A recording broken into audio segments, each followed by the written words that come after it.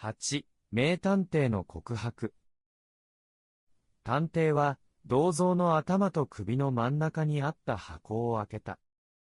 その箱の中には、とても小さなノートと小さな袋が入っていた。そのノートには、たくさんの文字が書かれていて、探偵は、それが良太の曽祖父のものだろうと思った。彼はソファーに座り、ノートに書かれた文字を、できるだけ早く読んだ。良太の曽祖父は、ある政治家と親友だった。昔、その政治家に自分の計画を話したが、その政治家は彼の計画を実行しなかった。その計画というのが、このノートに書かれた海軍の計画だったようだ。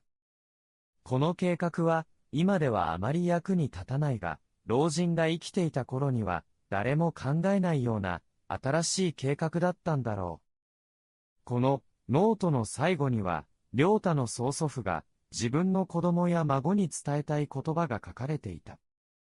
子供たち、孫たち、もし将来チャンスがあれば、この海軍計画を実行しなさい。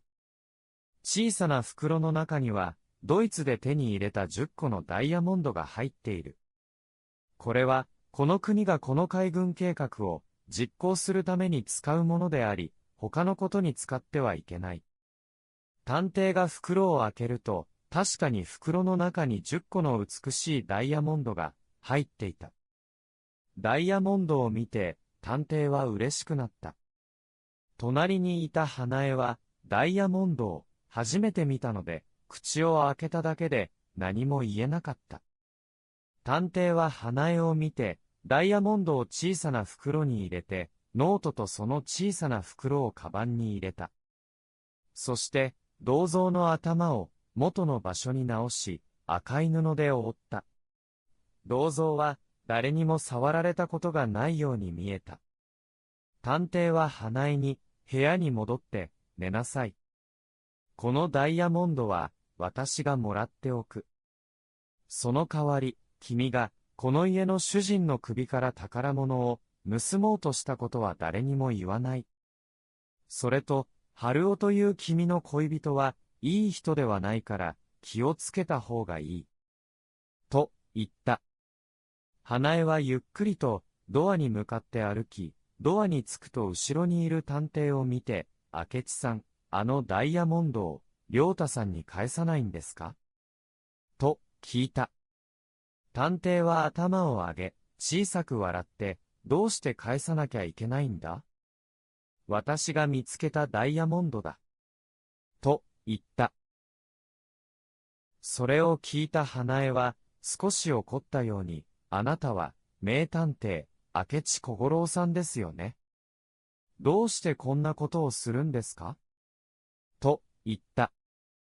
探偵は笑って、私は名探偵ではなく怪盗だ。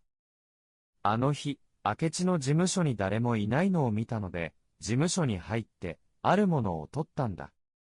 その時、あなたの恋人、春男くんが電話をかけてきたから、私が話したんだよ。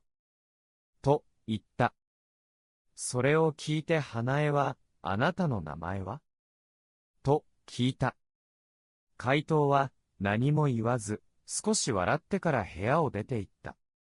花江は、彼の耳にあった赤い跡のことしか覚えていない。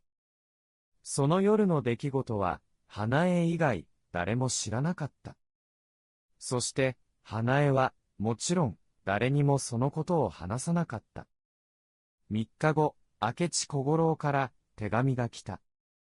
手紙には、あの夜の幽霊の手は、幽霊ではなく、あなたの親友の春男でした。彼は、あなたの首にある魔除けの小さな宝物を盗みたかったからやったのです。と書かれていた。手紙と一緒に一冊のノートも入っていた。良太は、それが曽祖父のノートだと気がついた。自分が見たこともないこのノートを、どうして探偵が送ってくるのか、彼にはわからなかった。しかし、それ以上、彼は、そのノートに興味がなかったので、横のテーブルに置いた。この良太という男は、毎日遊ぶことしか考えていなかったので、ノートをしっかり読もうとは思わなかった。彼は、銅像、ダイヤモンド、そして、幽霊の手の本当の目的を知ることはなかった。